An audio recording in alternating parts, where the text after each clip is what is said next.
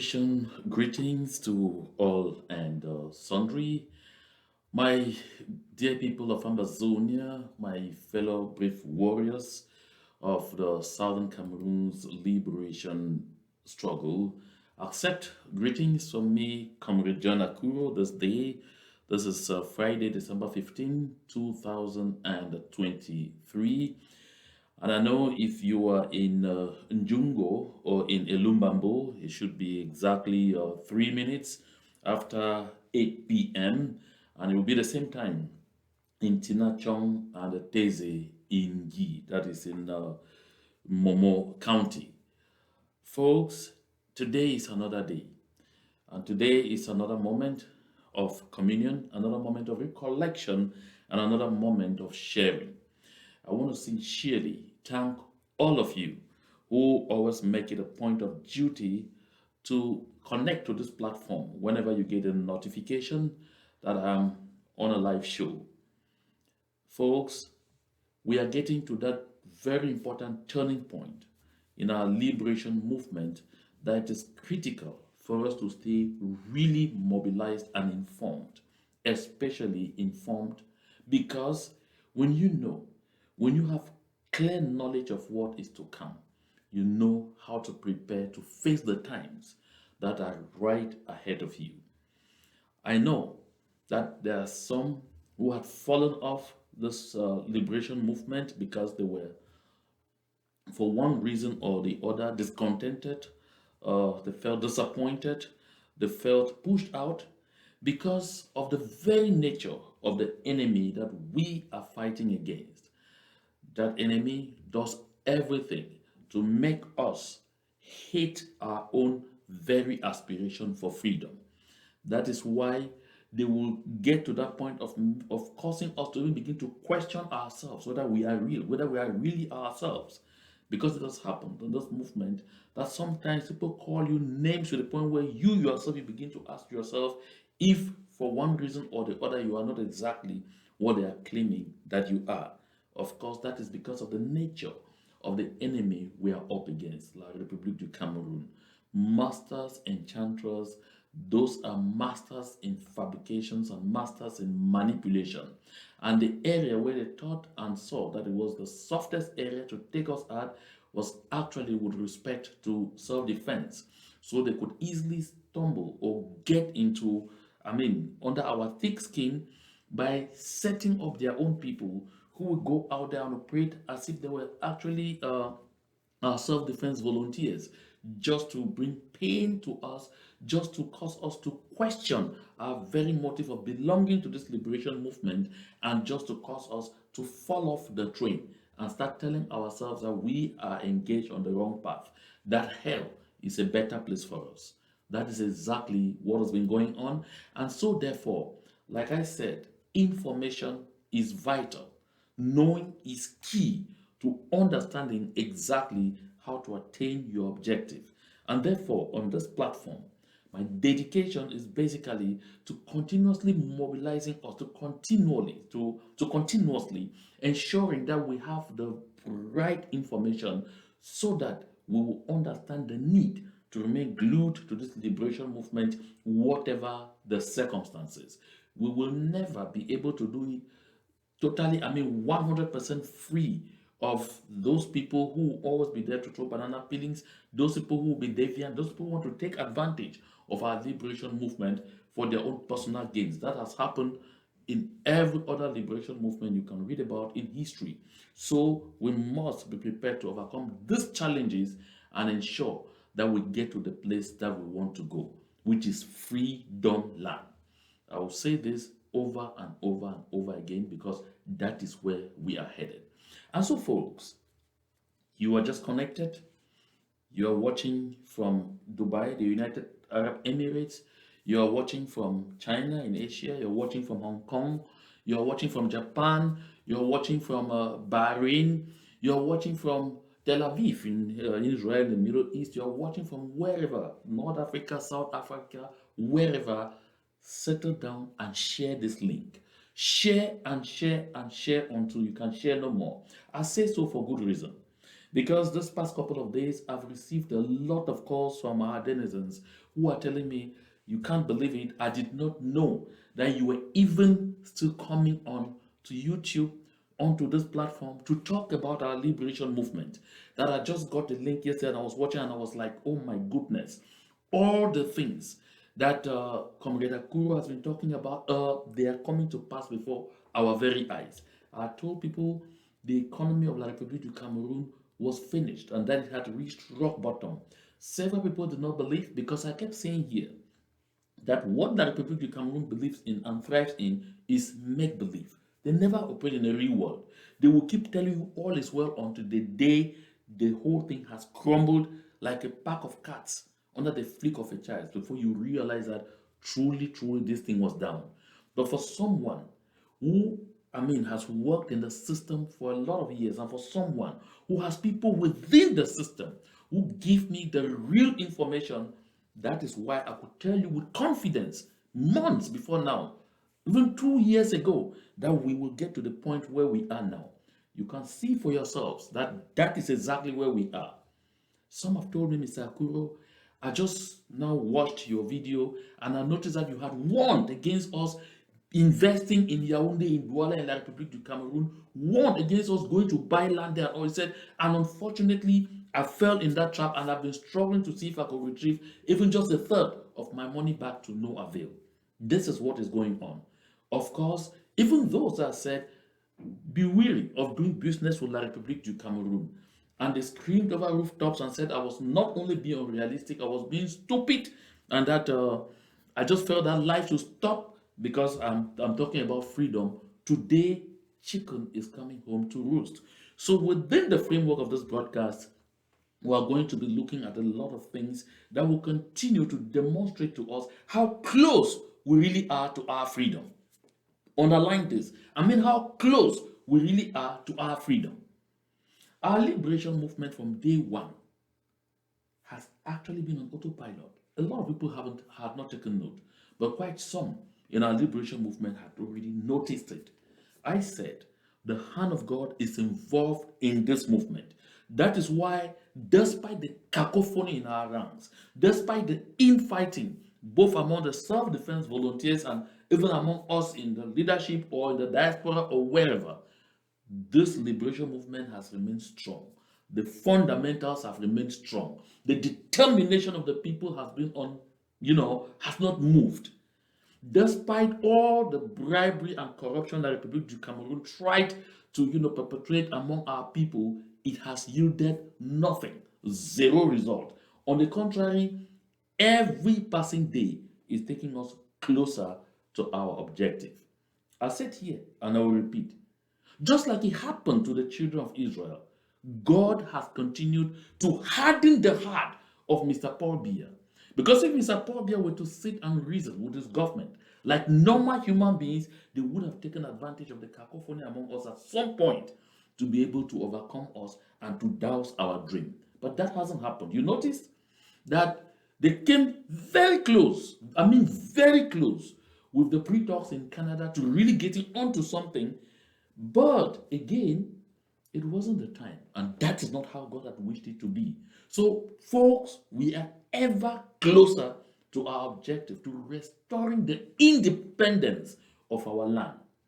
Listen, to restoring the independence of our land, to concretizing the independence of our land, to checking La République du Cameroon out of our land, and to eliminating the very last vestiges of La République du Cameroun and France's colonial existence in Ambazonia. This is why we must remain strong and firm.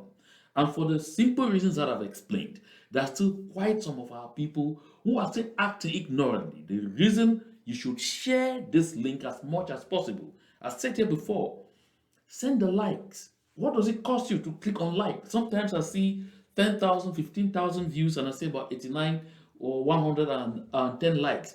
What does it cost you to send those likes? Those likes help give us the ratings on YouTube and help YouTube continue to develop those algorithms that will make these communications reach ever more people, because our ambition is to reach ever more people, that more people should be informed, should be mobilized, should be sensitized. Send the hearts. What is it so complicated for you as you're watching live to click on the hearts? Send them. Because this demonstrates to YouTube that all the attacks and the recriminations from the government of La République du Cameroon are simply farce, because they know that we are on the right track and we are on the right trajectory. So you protect the life, you protect this channel, and you protect our voice so that we will continue to educate our people towards attaining our freedom. So that said, folks, and let's get into the beef of this conversation. In my last broadcast, I was talking about fuel scarcity. It is reaching a level that Republic of Cameroon is going to find so complicated to control at this end of year. They have said that there were tankers on the seas coming from Perenco and others to supply fuel, but the quantities, as I've gathered from the Ministry of Water Resources and Energy, and also from within the SNH and SCDP, the quantities will not really get to anything, because that is what the Cameroon government could afford at this point. And so the Cameroon government is going to be operating on a hit and run basis. So they will get what they get. Before long, when they sell, they place another command and pay, because they are owing a lot of money to these companies, over 135 billion, that the companies have decided they will only supply what has already been paid for. So prepay. And for that reason, La République du Cameroon is unable to mobilize enough resources to get quantities enough and reserves that will help them stay afloat. This tells you something on the security side. On the security side, this should indicate to our people that La République du Cameroon today is becoming extremely vulnerable, because it can no longer, one, they are already not able to afford electricity for everyone. Now they are not even going to be able to afford enough petroleum and even have reserves that in case of a nasty situation where supplies can't come in, they will stand for some time. Like I said, we are attaining that Armageddon in La République du Cameroon. Just take a watch at this.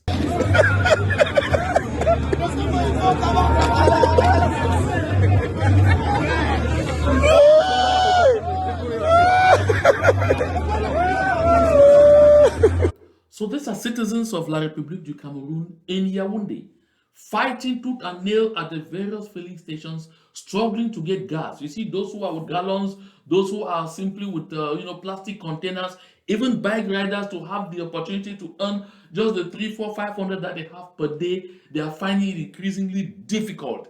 And so this is going to have a trickle-down effect. Because as you will see, the police, the gendarmes, and even the soldiers that stand on the roads and collect 500 francs, 1,000 throughout the day from these bike riders, from taxi drivers, and all whatnot to prepare their end-of-year feasts are going to face very tough moments, because the scarcity of fuel means that these guys are really not going to be on the road. The scarcity of fuel means that where it is available is going to be so exorbitant. Like I said, in Bafoussam, a liter of super, which should normally sell at 730 francs, is now selling already at 152,000. So when they get this at this cost, what happens? There is a trickle-down effect on the cost of transportation of both goods and humans. And so therefore, the cost of living is going to be horrible. Things are getting really, really complicated by the day, as I said always. Listen to this citizen reporter. Yeah, this is Yaoundé. Yeah, Coupe Manunguba, the tank crier reporting live. This is the what called Voirie Municipal. Yeah, it is saturated. Everybody's looking for a drop, just a drop of fuel, a drop of fuel to enable their cars move from here and there. As you can see, the town is saturated. The station is packed full of people. There's no possibility of getting through here. It is an impasse. This is a situation live now in Yaoundé. It is very complicated. Yeah, like I was on foot in the morning. So will I be on foot now to go back home? In fact, it is an impasse. As you can see, the situation is too bad. It is complicated. This is Cameroon. This is our country. Unfortunately, this is the situation. Yeah, reporting live. This is the town cry of. So you see, that is a citizen reporter narrating the situation as he sees it. And this is in downtown Yaoundé. When you hear Voirie Municipal, I mean, that is just a few yards from the Ministry of Defense, and that is just a few yards from the Central Post Office, not far away from the Yaoundé General Treasury, of course, not far away from the 20th May Avenue. This tells you this is the heart of Yaoundé itself. Mr. Paul Biya has always prided himself by saying that quand Yaoundé respire, le Cameroun vit. We are all saying for ourselves today that that whole dream is a fallacy. The packs of cards are falling. Everything is unraveling, right to the point where I'm sure you have seen the video circulating or upload one here, where they are beginning to tell us the truth now. That although Mr. Paul Biya had made a noise all the time, that he was a father of Frank Biya, that Frank Biya is not even his son. Those are things that I'm still taking time to verify. And as I get additional information, we will share here. But trust me, there is nothing about La République du Cameroun today that is going to be hidden anymore. The times are getting very rough. Even fire, even fire is taking control of the cities of La République du Cameroun, the towns and cities. Douala and Yaoundé is now a daily occurrence. What?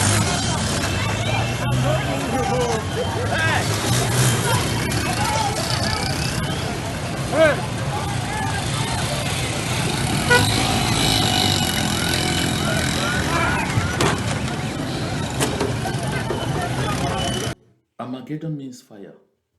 That's what I'm saying. Armageddon means fire and brimstone. And I've said here before that La République du Cameroon's Armageddon was close. I've said it before that that long night has started. You have heard that the director of the civil cabinet at the presidency of La République du Cameroon is torturing family members of people who are working in his house today, that they stole, just hold yourself, 1.4 billion. And as I said the last time, increasingly I'm getting sources telling me it was actually about 4 billion in hard currency in the house. My interest here is not about this, because we had heard about Mama Fuda several times. 400 million, 600 million, 500 million stolen in hard currency from his residence. They have never called him even once for any interrogation. I just want us to know, why do we say that night that is already creeping in, because the darkness is descending gradually over La République du Cameroon. That's why here at time upon you talk about Lucifer. That night is going to be really long and very, very delicate. Is because there are single individuals who have money enough to lead a war, to sponsor a war for the next 15, 20 years.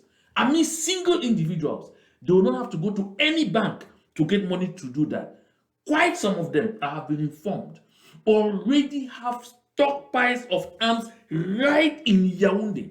Unimaginable kinds of war weapons inside Yaoundé as we speak.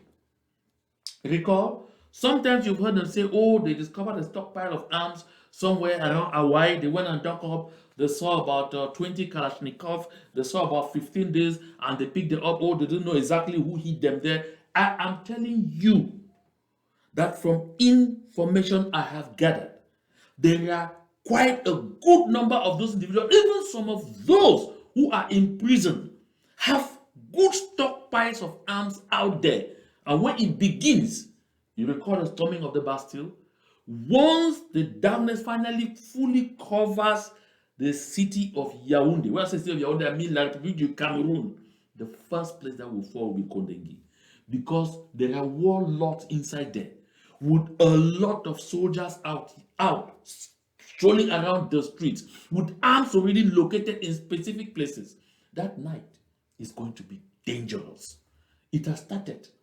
You have seen already that the camps are breaking each other's necks so bad That's why you notice that the military judge, the examining magistrate at the military tribunal in Yaoundé, who decided that he wanted to set Amugu Belinga and the chief of the Cameroon's intelligence community, ECO, they wanted to set them free, has just been fired.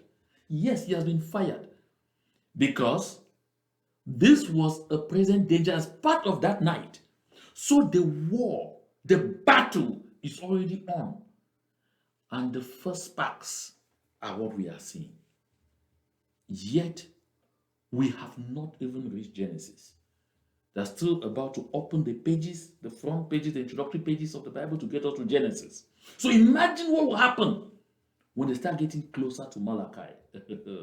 This is why, folks, I say it and I repeat, don't jettison out of this liberation movement. Don't shake. There is supposed to be no shaking. No shaking at all, because it is going to be bad. It is even already bad. And worse, like I say, the citizens are going to face a lot of trouble. Those who are smart and intelligent are already taking their monies out of the banks. Out of the banks. They don't want to be blocked. That's why you see a lot of those who know what is coming ahead are not keeping their money in the banks. That's why you can hear billions in hard currency being stolen from somebody's house. And you are keeping your money in the bank, oh, and you are laughing. And you're telling, no, everything is calm. Before long, you will not be able to cash 1 franc. Before long, you will not be able to know how to move because you will not have the means.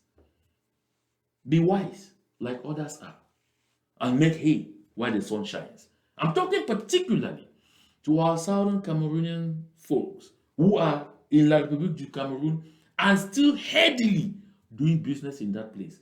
Take note, because soon you find yourself in double jeopardy. And so this is what you look at that. This is what they call living dangerously. It is only poverty and misery that gets people down to this point. That's the kingdom of Lucifer.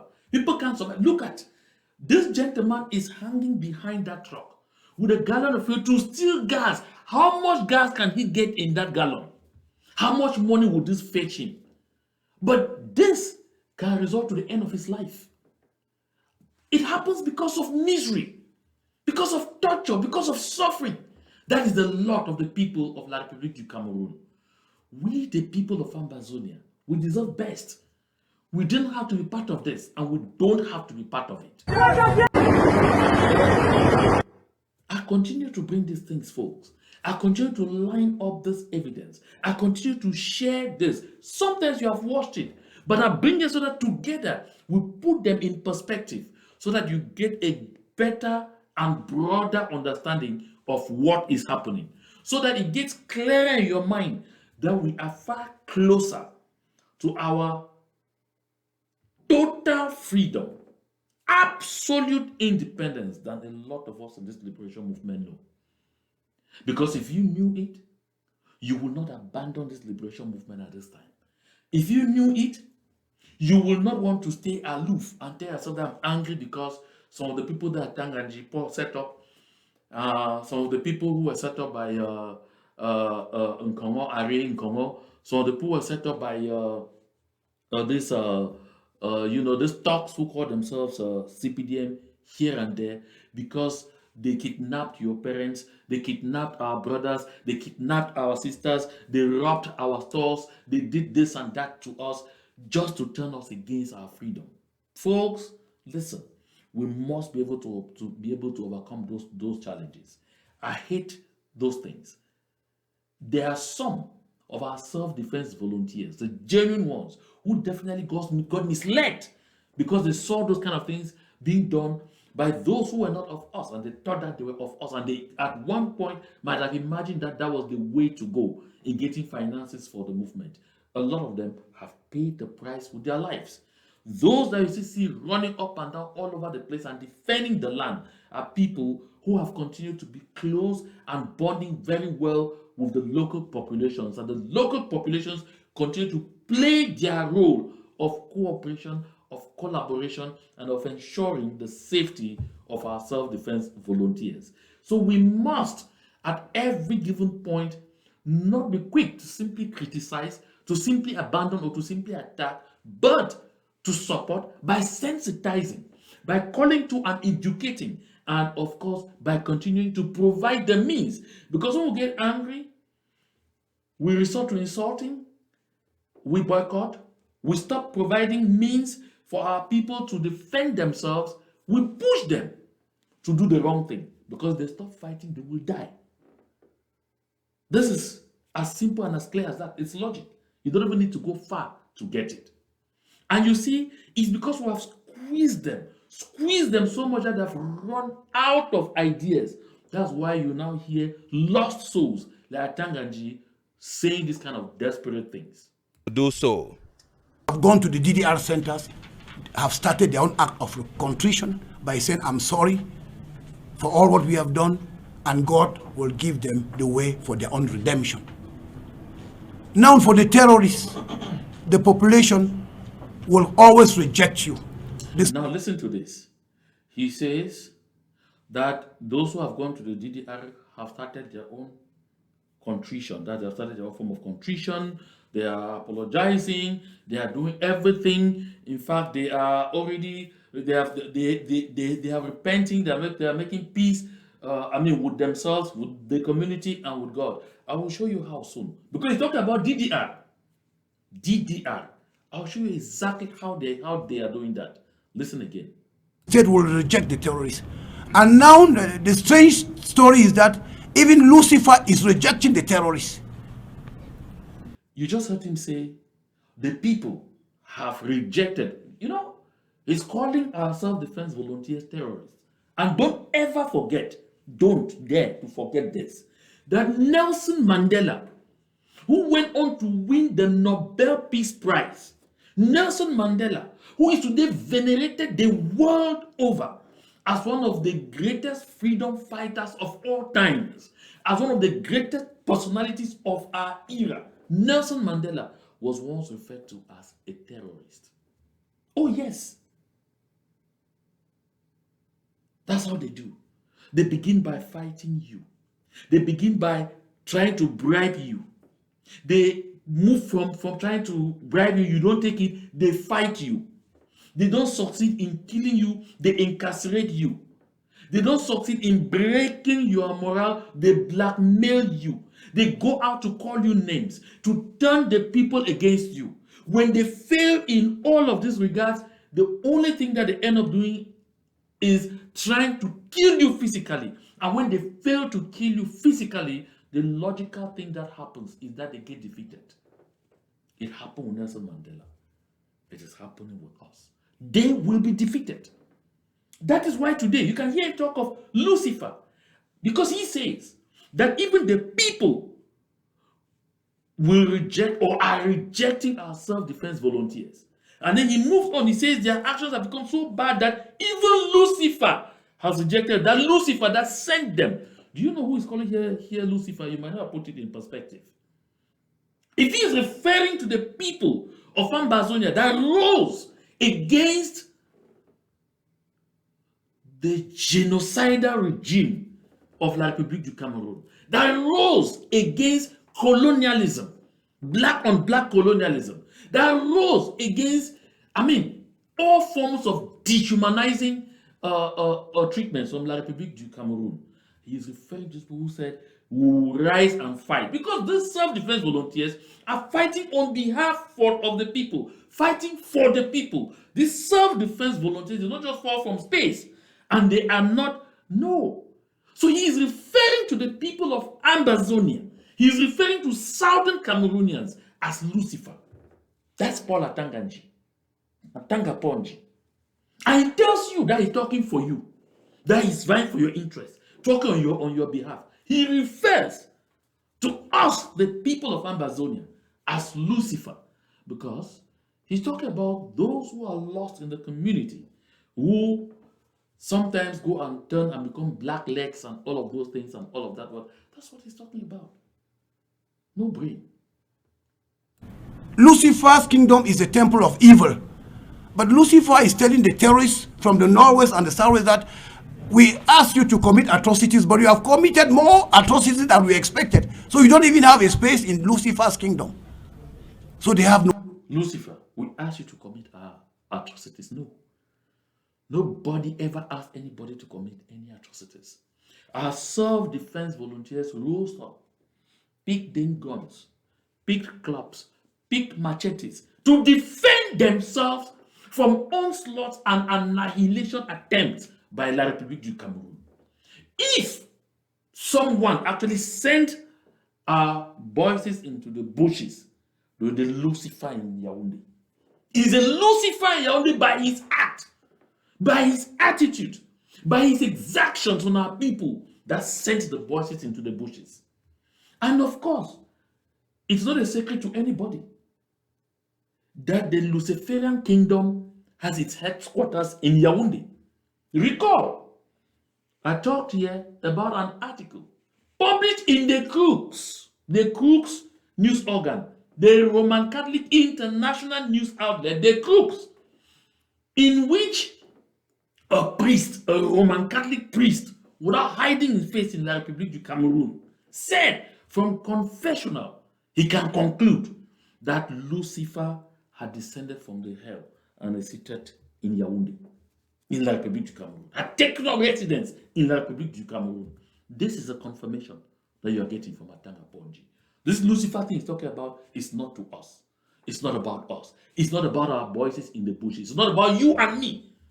It's about the bloodthirsty regime that he serves. Don't do it in space. Do so. I've gone to the DDR centers. So, and then he talked about the DDR center. Look at this is a product from DDR. Today, 26th of November 2023, me General Fedo come back for ground with my boys. Clear. Over here was civil and they had a cry. Yeah, now. You see these folks that are talking here who have covered their faces and all of those things. Let me put it back and count them. You see these folks who are talking here who have covered their faces and they are claiming they are coming to Call of Ghosts. And these are products from the DDR. This is Atang and Paul's boys who are doing their contrition. They came here to pretend that there were self-defense volunteers to come and call off the ghost towns. And it is exactly how they dress like and pretend that there are self-defense volunteers to go and commit atrocities in the community, to visit pain on our people, to rape, to loot, to burn down hospitals. They were the ones in Egbeko. These boys you see standing here, Clovis Nasseri is one of them. This boy standing here, Clovis Nasseri is one of them. He's even actually the one talking right there. Yannick Kawakawa is standing with them right in this video. All of those guys from the DDR that Mr. Paul Tangaji say are doing contrition, this is the contrition that they are doing. This is what he is referring to. Look, folks, I like us to be clear here. If you know the role of a DDR, DDR, which is meant for demobilization. They disarm you, they demobilize you, and then they reintegrate you into the community. The role of DDR is not to force you to change from one camp to the other. These DDR boys, if it was a real DDR, they would not be impersonating our self-defense volunteers by going to the communities and killing people like they did in Egbeko, by going into schools like they did in Ekonotiti and Kumba, and killing innocent children in order to stain the good name of our liberation movement. They would have been training them in various trades so that they will be getting back into the community, doing one form of business or the other, practicing one kind of profession or the other, one kind of trade or the other. That is what DDR is for. Look at this is Shina Rambo. Who said he was tired of fighting? Is he tired of fighting as you see him like this? This is DDR. Is he doing contrition? No. He simply switched cam. He simply switched cam. That's what it is. So there is no such thing as DDR. So the contrition that Paul Atanganji is talking about is this one. That is, they tell you, you are killing us a lot, you are breaking us a lot. Come, we will, do you placement, we will train you in a trade, we will reinforce your capacities, we will give you capital to start a business. And then when you come over, they tell you, now that you have surrendered, you have dropped your toy, and you're with us here now, come into this center. So as you get into that center, you realize that it's something else. It has no relationship with the DDR center. You are not learning any trade. You are not being given any money to go and start any kind of business. No promise of any reintegration into the community. Rather, what you are told is your new job is to become a pseudo La République du Cameroon soldier on no salary. And your role will be to take La République du Cameroon soldiers to the bushes where you came from, so that you will show them where those you were fighting with are hiding. In the process, too many of those boys have lost their lives. Those who dared refuse there in the DDR say, this is not what I was told, were shot and killed right there. There are a lot of parents who have come out crying that their children surrendered into the DDR, but they have never gotten any traces of them. They have asked, they have called, they have done all kinds of things to have the opportunity to talk to their children. No way. It has never worked because those children are simply no longer alive. Because they refuse to play the game Shina Rambo is playing. Because what is happening right now, as you see Shina Rambo, who is now a member of the B, on no salary, and I insist, so you know, on no salary, on no contract, with no public service code, where he is a mobile corpse. Because one day or the other, if the contingent in which he finds himself comes under fire from the self-defense volunteers, and everybody is annihilated, he will perish. And they will never come and tell you that Shina Rambo perished, because they want to continue encouraging others who are blind to this reality to find themselves in this kind of captive situation. Because where Rambo is now, where Shina Rambo is now, you may see a smile on his face, you may see all of that, but he is trapped. Because he's in there, he can no longer go anywhere. There is a way in there, but there's no way out. If he tells around, he is monitored, he is a prisoner. DDR is another form of prison in La République du Cameroon. And Mr. Fayengo Francis, who is at the helm of this, knows this. He can't say no. He can't say no, Bakuru, you are lying. Because that is exactly the truth. This is what it is. So when you hear Paul Atanganji talk of contrition, this is exactly what the kind of contrition he's talking about. They have to risk their lives now to fight for the same system they were fighting against, to fight against their own aspirations, even when they were deceived that they were simply getting out of the battlefield. Good enough for my brother Nambere, who got to La République du Cameroon, cheated death a good lot of times, and realized the scam in which he found himself, and he was very lucky to have an escape route. But for the others, they are not. Nassery, Clovis, and the others, their brains have all been reformatted, and they are programmed, and they are simply being teleguided or remote controlled by La République du Cameroon to descend and cause and wreak havoc on their own people, all in the name of protecting a utopic one and indivisible that will never ever exist. And so, when Atanganji says Lucifer, the people are terrorists, even Lucifer has denied them, he contradicts what he said just a few months back. Hear him. There's no righteous person on earth. And we should avoid judging too much. Because one day they brought a lady in front of Jesus Christ that she has committed adultery, that they should stone her to death. And Jesus Christ, when people were complaining, Jesus Christ was busy writing. He was behaving as if he was not even hearing what people were saying. And people were insisting that this woman has committed. There's no righteous person on earth. So you see for yourselves. I'm not interested in the trash that he's talking about Jesus Christ writing. I don't know what he was writing. I don't know if he gave him a paper and a book to be writing. I don't know where that one is located in the Bible. What I'm interested about here is him saying, do not be quick to judge. Don't judge. Yet, just a while ago, he was judging and sentencing people. You see, this shows you the depth that La République du Cameroon has descended to. They have run out of ideas, run out of run out of strategies, run out of just everything, and now worse, time is not on their side. So this should be about 18 minutes, heading to uh, 3 p.m. in Eastern Time, and it should be exactly 18 minutes, getting to 9 p.m. in Bamenda, same time in Kumba. And so, folks, if you're just joining in, please don't go away because the best is still to come. And we're not going to be very long on that. Don't just move, hang on there.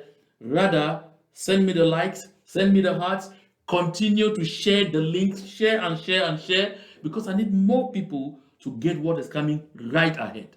But before we get there, I want to stop at something. I want us to listen to a gentleman before I say what I want to say. Even as there are obvious signs to keep the development momentum of the Northwest as it's obvious with the ongoing works on the Bamenda-Babaju Road, the region has its own security peculiarities which call for attention. In the meeting attended by administrative authorities led by the governor of the Northwest, security officials led by the commander of the 5th Gendarmerie Region, Minister Paul Atanganji extended the head of state's gratitude for the sacrifice and devotion in restoring peace and normalcy despite hit and run attacks by terrorists. He took delight in the impressive number of terrorists who have dropped their weapons, urging others to do so. Have gone to the DDR centers, have started their own act of contrition by saying, I'm sorry for all what we have. So, folks, I want to stop here. You see, the gentleman reporting here is called Albert Njembonde. For the little history, of course, Albert Njembonde is a little brother. I worked together with him at CLTV.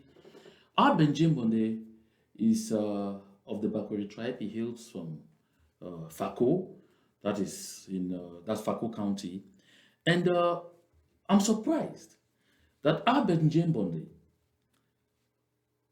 with whom together we had lived,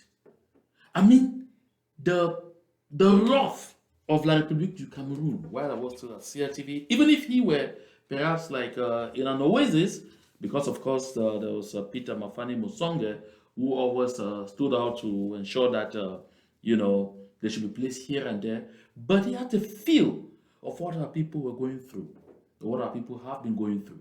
But to imagine that this is Aben Jimbonde, this is a young man. Aben Jimbonde is a young man, a very young man for that matter.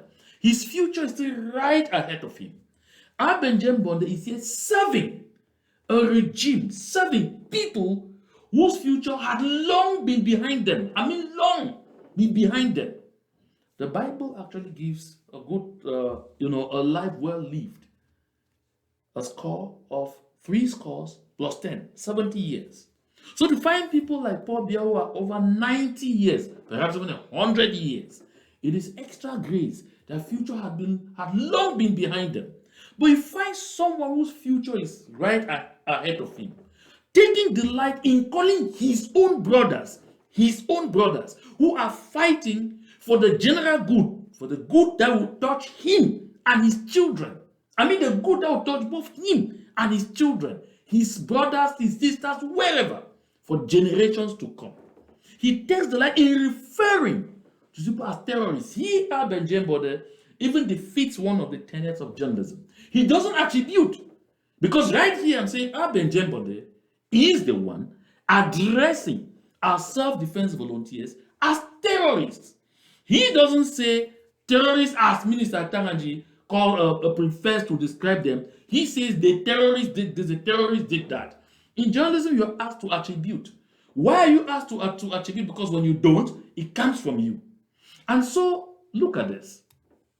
I had the opportunity to watch what happened in Côte d'Ivoire when Laurent Gbagbo was overthrown. I recall I saw some journalists who were working for the Radio Television Ivoirienne who were standing in places and throwing invectives on the people. And when the manhunt for all of the people who were with Gbagbo came, because they claimed that he had lost elections and was refusing to go, all these guys had to be struggling to go underground. A good lot of them lost their lives until today. Mr. Gbagbo went to prison, came away from prison, has been rehabilitated. He's living his good life. Those people who refuse to do the profession according to the norms have paid the price. They are continuing to pay the price. Now, this night is coming. And Mr. Njembonde, the unfortunate thing is you don't know. The people will continue to listen to this your voice. The people will recall how you called them, and yet they are your people. The people will recall how you describe them, yet they are your people. At that time, even La République du Cameroon will not have a safe haven for you. Where do you think you will head to? It is dangerous to be thinking about here and now all the time. It is dangerous to be thinking about, oh, now I'm inside, I'm involved, I've been given, places, even those that I don't deserve, I'm seated there. And so right now, we are on top, we are in control, we are in command. Sit down, give yourself a thought, and ask yourself, what I am doing now, how am I going to be judged tomorrow? All of us will be judged. All of us will be scrutinized by history. We will all be. Because sometimes people forget, they say, oh, if it happens, I'll run and go. The world has become a global village. You will get to the diaspora, you will meet your brothers and sisters who, seated in countries where they have a right to protest, they will come to your door, to the yard of your house, and protest and call you a terrorist, or rather a genocide enabler. How would you live that life? Mirror it. And this goes same to all our folks who are in these media houses. Be wary of the things that you say and do. Stay by the professional tenets. Avoid getting in between a hammer and its anvil. It's not going to help you. It's not going to help you. What is so difficult for you to refer to them, even as other media refer to as the separatist fighters? Nothing's going to happen to you. But you prefer to use the government cliche because you imagine that at the end of this, someone will call you for a bottle of beer, or someone will call you and say, Abel, come to my office, take this pack of this fuel vouchers and all of those things. It doesn't help. It sucks. Because that night that we've always talked about has started. Ask yourself, how would the future look like? Because by the time it starts, all these old folks that you are running behind and doing those things, they will be gone. They are already at the threshold of their lives. They are finished. They will be gone. But you will still have so many years before you to face. You have children who are bearing your name, who may find themselves in the very unenviable position of start wanting to change their names. At least I know some. I know some people who changed their names because of the deeds of their parents. They are there. Some, even colleagues, who changed their names. They do not want to bear their father's names because of the deeds of those people. So let's be wary of some of these things, Albert. It's not just about earning your living. No, it's about doing the right thing. Because the professional tenets of journalism don't even allow you to do what you just did in this report. They require you to attribute. But since you do not attribute, my conclusion is you are the one defining our self-defense volunteers, people fighting for your freedom and for the freedom of your children and generations of your family members to come. You refer to them as terrorists. History is taking note. That said, I've said on this platform several times, folks, that let us, especially our business community, let us avoid providing La République du Cameroon with the ammunition to kill our dream. Some people insulted me. I said, stop shipping to the Douala seaport of La République du Cameroon because it defeats logic that you contribute $10,000 to this liberation movement.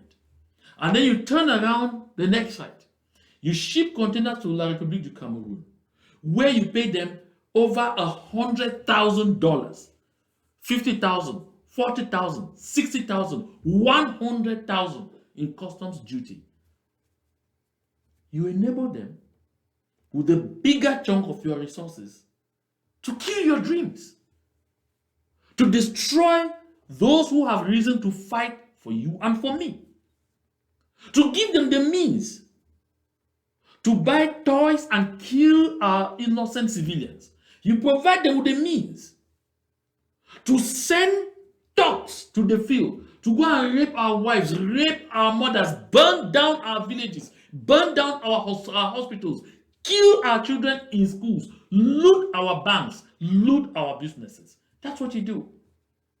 But a good Lord told me, oh, we still need to at least be doing business and surviving. That's the only thing that I do. And I suggested explore other avenues in Africa where you can ship to and make money without any stress. They screamed at me, said, no, no, no, no, no, you don't know. You see, because you just came here and you are even as poor as a church rat, do you understand? If you had the means to be doing, you would do exactly what we are doing. Listen, folks, and even those that said, don't invest. And the investors, I've told you, quite some of them are calling me now and regretting because they don't know a way out. Don't buy land there. They say, no, no, no, no. How can I go and buy land in Bamenda, in Boya, in Kumba, in Victoria, and build where there's... What are you first of all building there during war? If you have a piece of land you're afraid that will be taken, protect it with a fence or protect it with a foundation. Do something around it and protect it. Right now is the time for the fight for freedom. Let's free the land. After we free it, we send away those people who are determined to destroy us, to take away our very existence, and they will settle down and develop. They said no. Now listen to this brother. It is done. My fellow customers, this is the CEO of Tyson's Corner General Merchandise and Shipping, Import-Export. I have been doing shipping for close to 8 years. It has been a very, very big struggle. But at this point in time, Cameroon Customs, or I can even put it in a global sense, Cameroon government is a complete, total disgrace. Custom officers will frustrate you. In fact, they will squeeze everything you have, frustrate you, and force you to leave the shipping business. Some of my friends told me, Mr. Adolf, you give it up. I said, no. What? How come? You bring a container to Cameroon. This container will be checked. There's what they call visit. They will pull out about 50 or 60% content of that container out of the seaport. They will check it. They will do a manual report identifying each item that's in a container. They will give you that report. You take that container 3 minutes away from where it has to go. Another custom officer will stop that container. That they did not do an inspection well. What do they want? Money. You take that container 10 minutes, you are still at the Douala seaport, you are not out yet.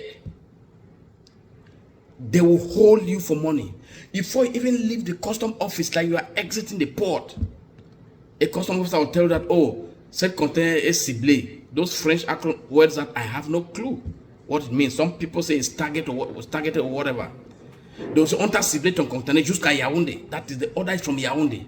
That's So, I will let him continue, but this clip is everywhere on social media. And you hear what he's saying. He, of course, he has introduced himself. He's one of those who have been shipping containers. I mean, that has been his main business to La République du Cameroun. He's coming back to exactly some of the things that I said. Because listen here, folks. By the time I came talking about this, I had the statistics. Don't forget, I said here before, I did a lot of economic reporting at the CRTV. I was doing economic magazines at the television, and they were the long format, 52 minutes. That tells you that I had to talk to a lot of people. And if some of those programs were broadcast years, even after, I was chased into the forest like a wild animal, you will notice that in most of those clips, you'll find the Director General of Customs. You will find a lot of customs officials in those clips that I talked to.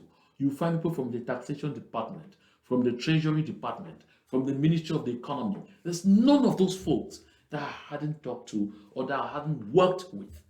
Now, I said the statistics indicated that although Southern Cameroonians we represent, when they put us in that their triangle, they say we represent just 20% of the population.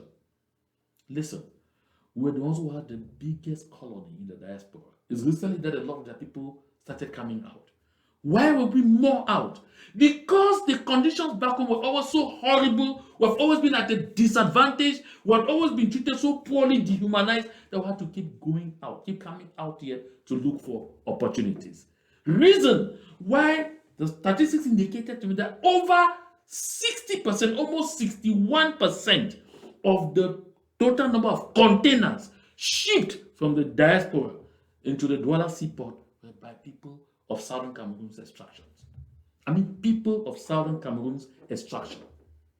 And the official, a gentleman from the far north region of La République du Cameroon, who printed those statistics and shared with me, that was in 2021, told me, you are there making the wah, wah, wah, wah, wah, wah, you are fighting for freedom, fighting for independence.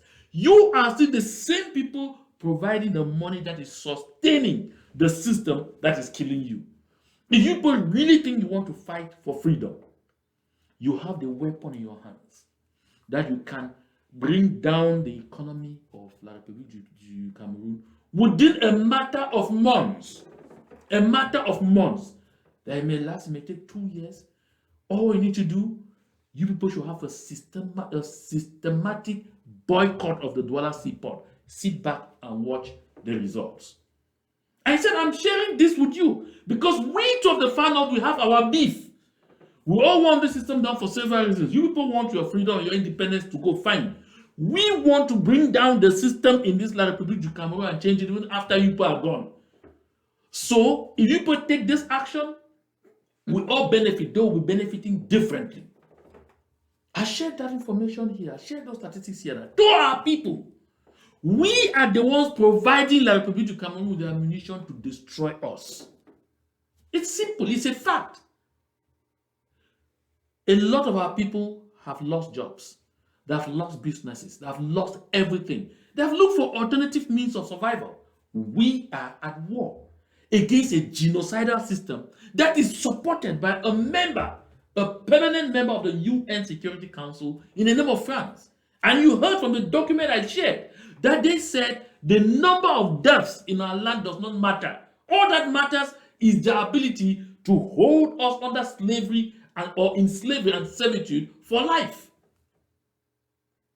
The more reason why we should have come to our senses earlier. But I always say better late than never.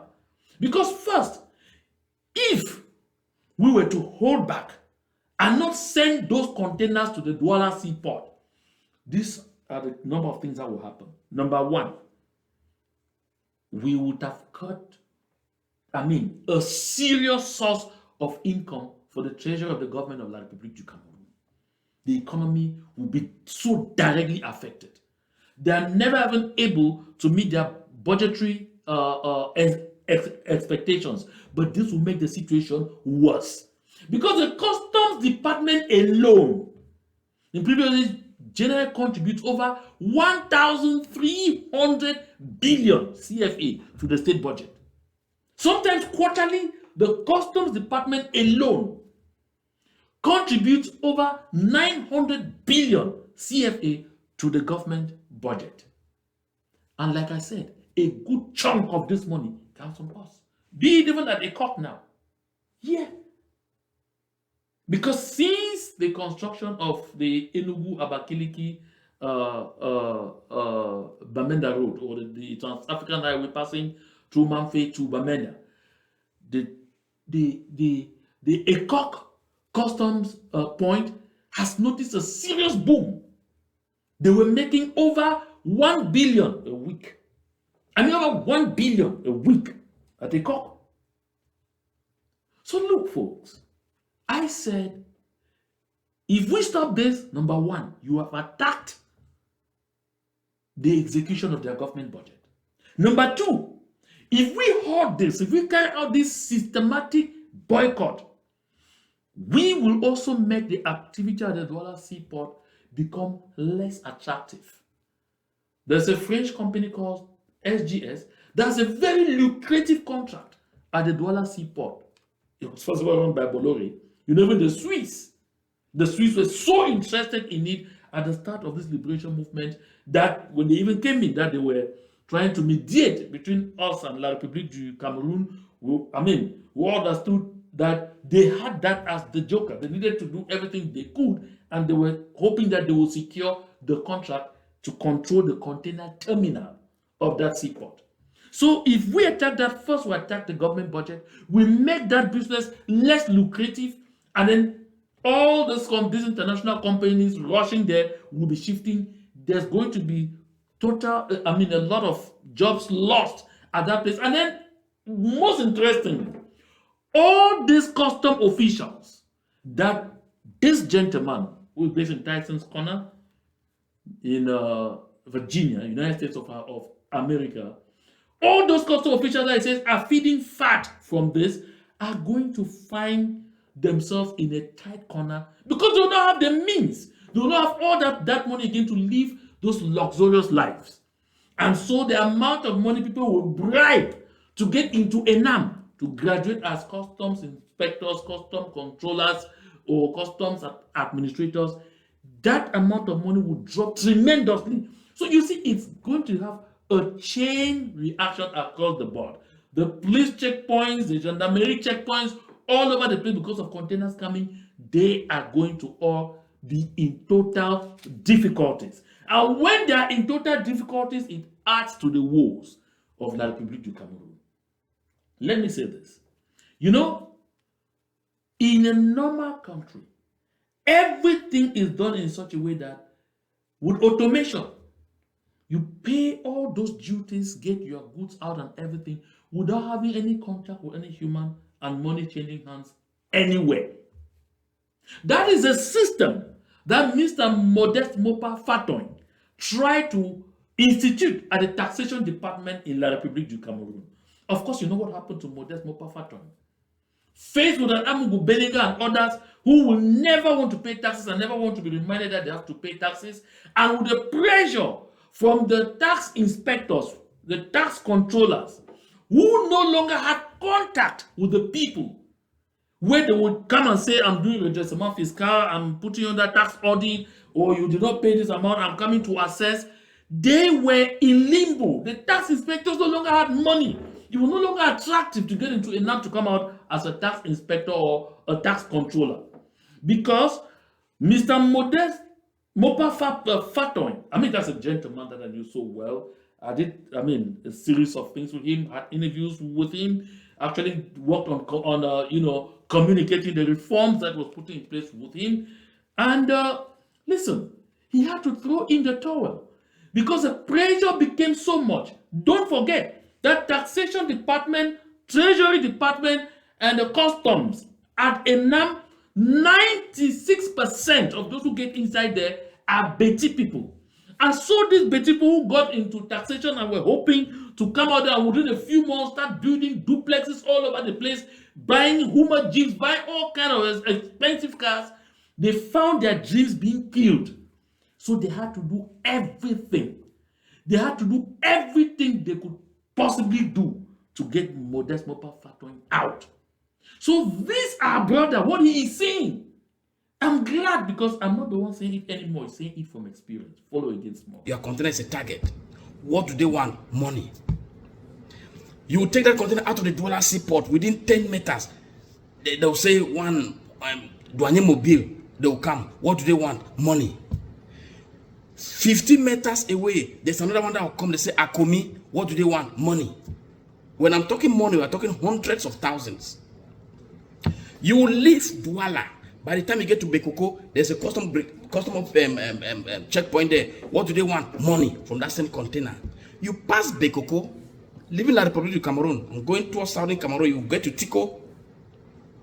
There's a checkpoint there. What do they want? Money.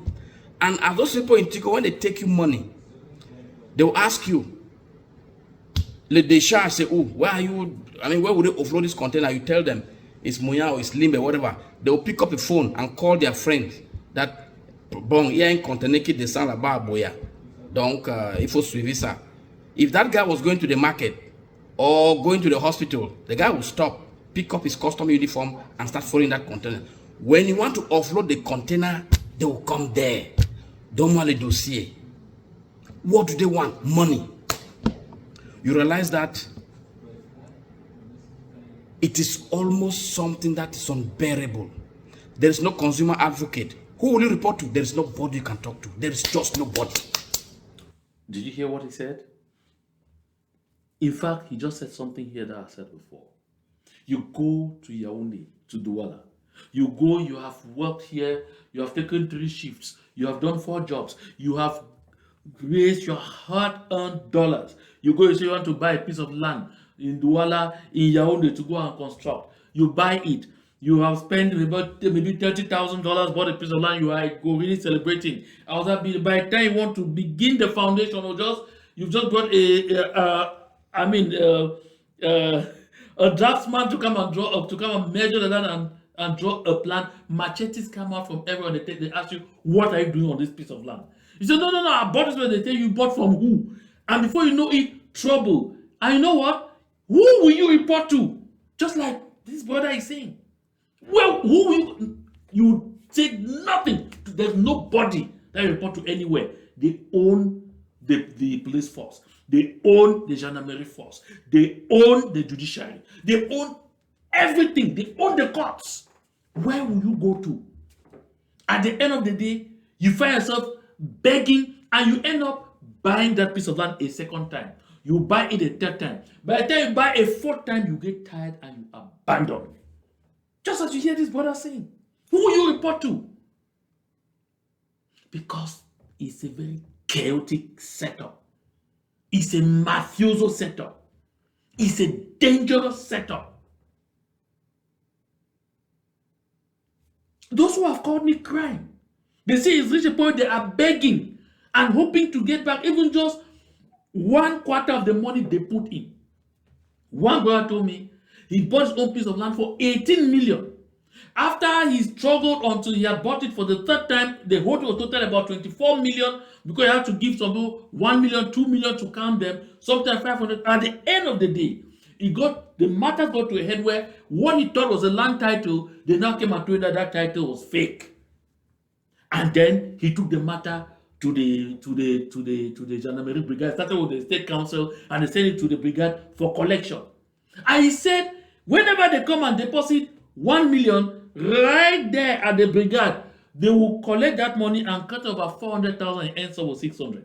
There are times where they will end up telling him he can only get 400 because they have to send the share of the state council who sent the file to them to do the collection. They have to send the share of the brigade commander. They have to send the share of the commandant, the groupement, the gendarmerie. They have to reserve that of the legion commander.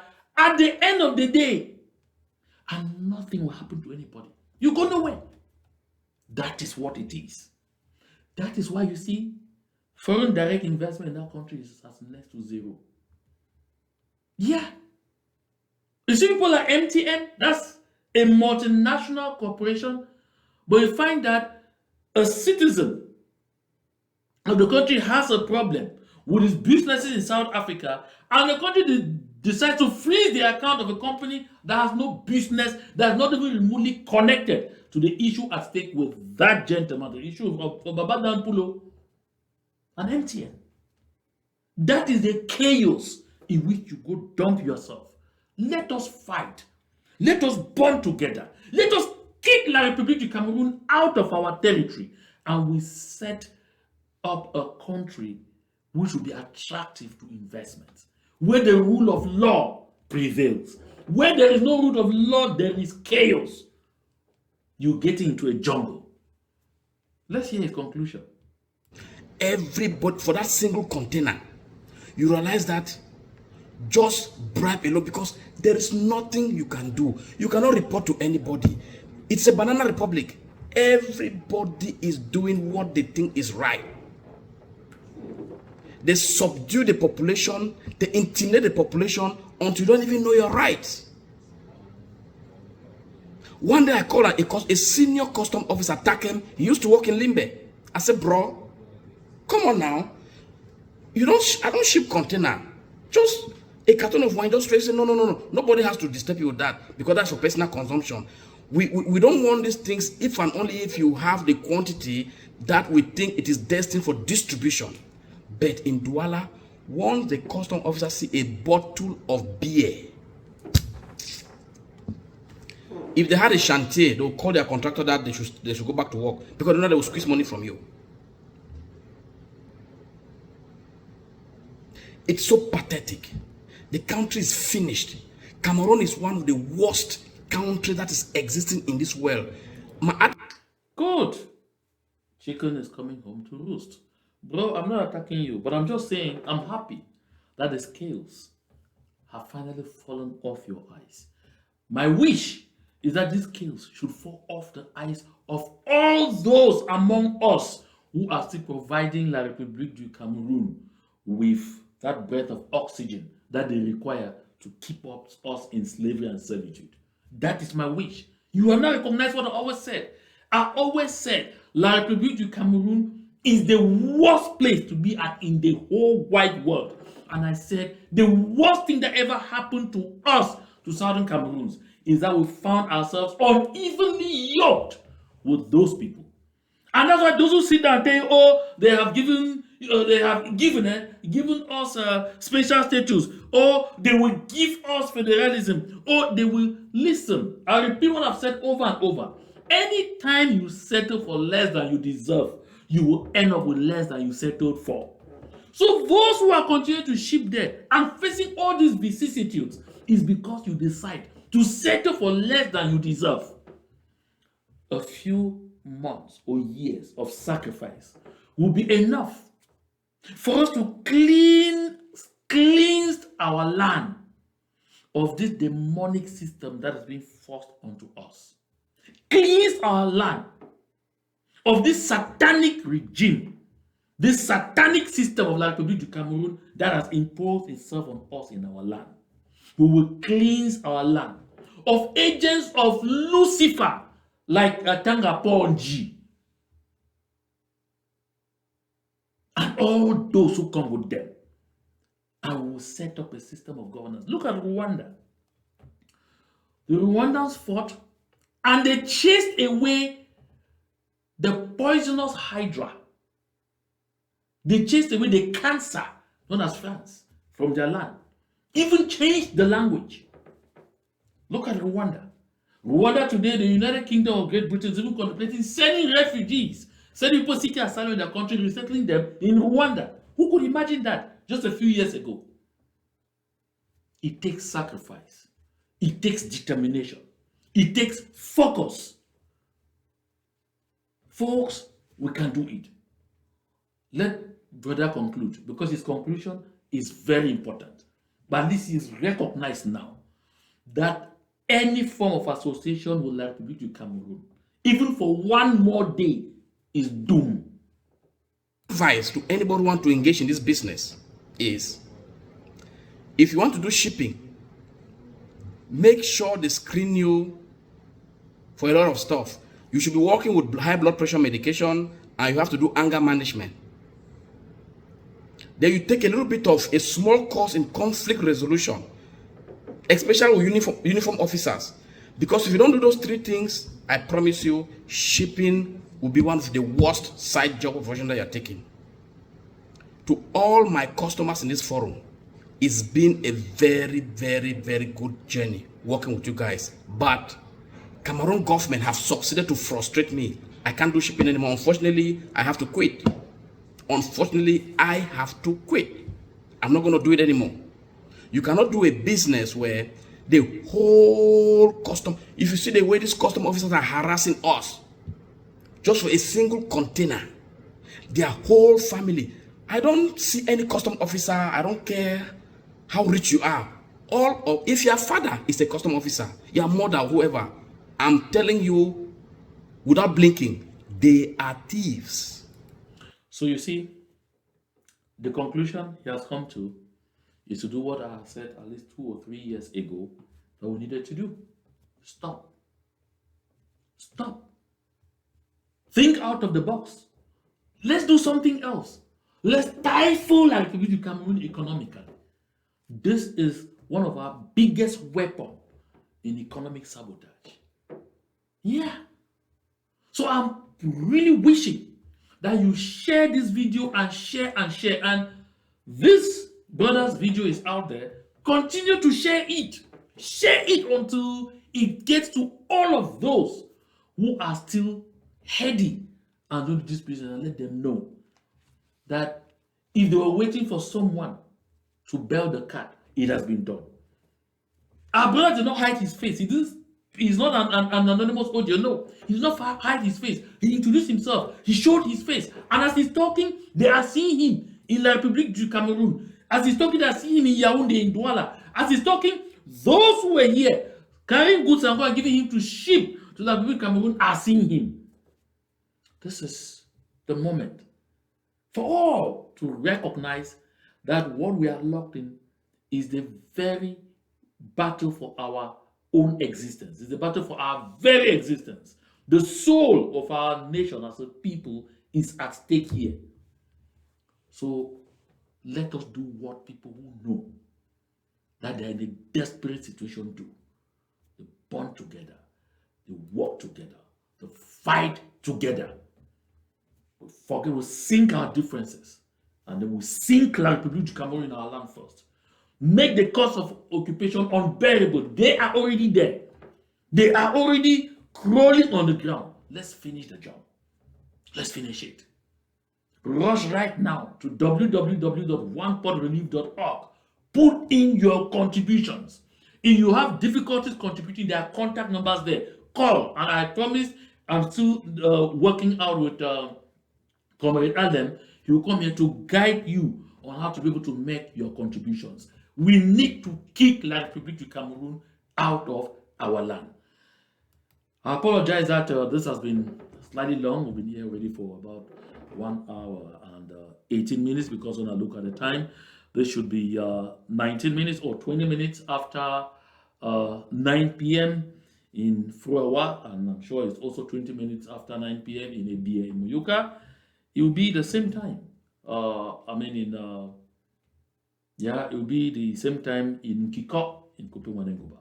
Okay, folks, it was a pleasure sharing with you all today, and I will wish that we continue to work as hard as we can, bring in our contribution, share the links of all the communications that help sensitize, educate, and mobilize the people. All the communications, not just of this platform, all that help, that contribute in sensitizing, in educating, and in mobilizing our people towards kicking La République du Cameroon out of our land. And most especially, if you can reach out to anyone on the ground at any given point to share a good piece of advice on how to carry themselves on to remain safe and alive, do so.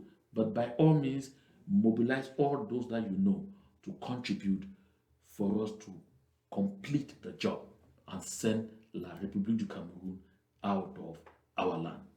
And again, thank you so much for being here. Thank you so much for watching. To God be the glory. Until I'll be back again.